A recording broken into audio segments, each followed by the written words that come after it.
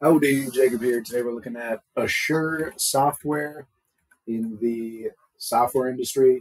194 million market cap on 176 million enterprise value. So first thing I want to look at is that insider ownership. And we see just under 10% insider ownership.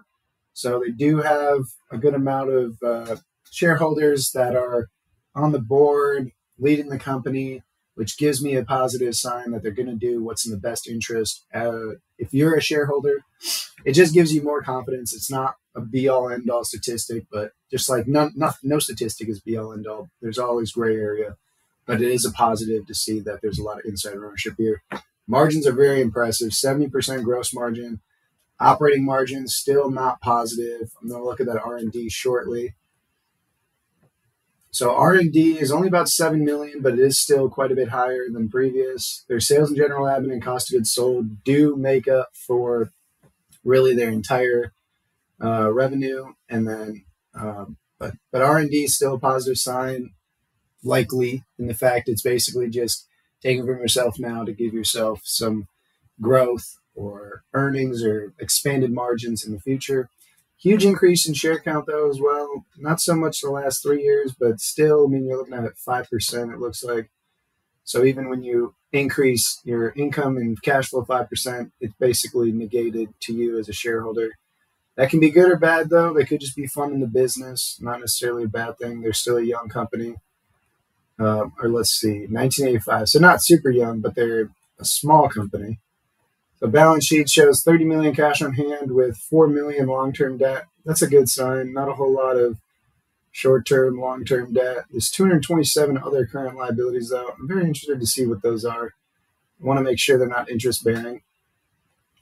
Cash flow, good positive free cash flow the last 3 years, so that's awesome.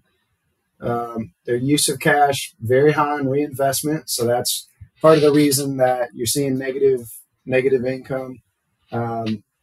They're spending a bit to again make more money down the line.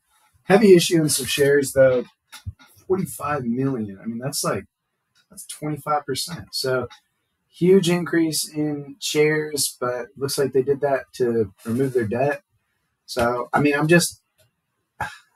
it's a newer company. There's not a lot of data to support what you're doing. So you're going to have to put that into perspective when you're doing your own discount rate and margin of safety. So for me, let's start making some assumptions. Revenue side, I mean, they're still small. I mean, they engage in cloud-based human capital management. I think there's a lot of growth there. HR tool as a service, pretty much like a Workday or something. I mean, I think there's still good growth there. Maybe 10. Let's do 18. And margin, I mean, I'm just making stuff up here. They have some history, but not a whole lot. Maybe 10, 15. But share change, I mean, they're issuing shares like crazy. Stock-based compensation, 6 million. They're not buying back anymore. Let's say 10 million. I mean, that's 6% right there.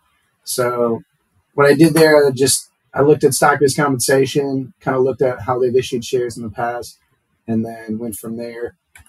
So this is all for reinvestment, acquisitions. That's how I think they're going to make this 10% a year revenue growth with 10 to 15% margins. And I mean, for now, I'm fine with 15%. If I did a deeper dive here, maybe I'd put in more, but I do like the 10% insider ownership. I do think the company has some very good statistics, but I do think that there's also some concern here. I definitely want to do more research before jumping into this, but right now, just not at the price that's so obvious, I want to do it. Hopefully you enjoy the video. Have a great rest of your day.